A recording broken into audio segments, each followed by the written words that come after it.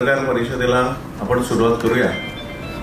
तत्पूर्वी थोडं सांगणं असं आहे की ह्या जे रणरागिणी ताराराणी हे जे नाटक आहे त्याचा शुभारंभ 19 तारीखला संध्याकाळी 4 वाजता शिवाजी मंदिर नाट्यगृहामध्ये होणार आहे। इथेच रणरागिणी ताराराणी हे ऍक्च्युअली ताराराणींच्या जीवनावरचं नाट्य आहे आणि त्याची टॅगलाईन आहे 27 वर्षाचा स्वातंत्र्य लढा।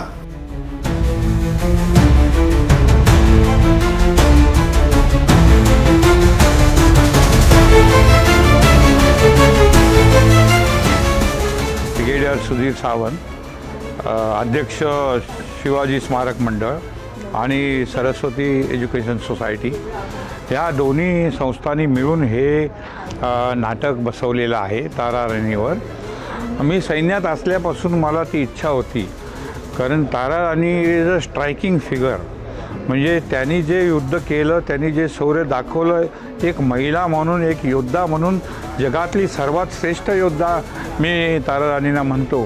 आणि त्याबद्दल पूर्ण महाराष्ट्राला इतकं माहीत नव्हतं, दुर्लक्ष झालं होतं आणि ते पुन्हा लोकांसमोर आणावं आणि लोकांनी त्याबद्दल आपला खरा गर्व प्रकट करावा ही इच्छामुळे हे ताराराणी नाटक आम्ही शिवाजी मंदिर या संस्थेने बसवलेलं आहे। युवराज पाटील लेखक रणरागिणी ताराराणी हे जे नाटक आता सुरू होतं आहे महाराष्ट्रामध्ये, त्याचा पहिला शुभारंभाचा प्रयोग शिवाजी नाट्यमंदिर दादर इथं येत्या 19 फेब्रुवारी रोजी शिवजयंतीचं औचित्य साधून आम्ही सादर करतो आहे आणि पुढच्या काही काळामध्ये हे नाटक संपूर्ण महाराष्ट्रभर प्रदर्शित म्हणजे प्रयोग त्याचे होतील।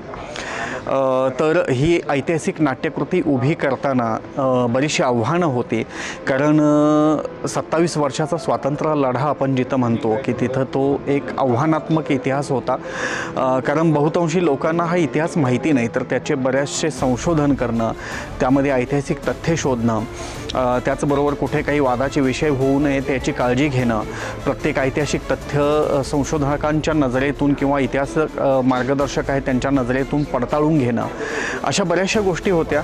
आणि हे सगळं झाल्यानंतर ऐतिहासिक नाटक हे मांडताना एक जाणवलं की रायगडपासून जिंजीपर्यंतचा हा प्रवास दाखवणं म्हणजे खूपच एक तामझाम मोठा होता की प्रत्येक सीनला सेट बदलावा लागणार होता आणि हे प्रवास नाट्य असल्यामुळं त्याला पर्यायही नव्हता।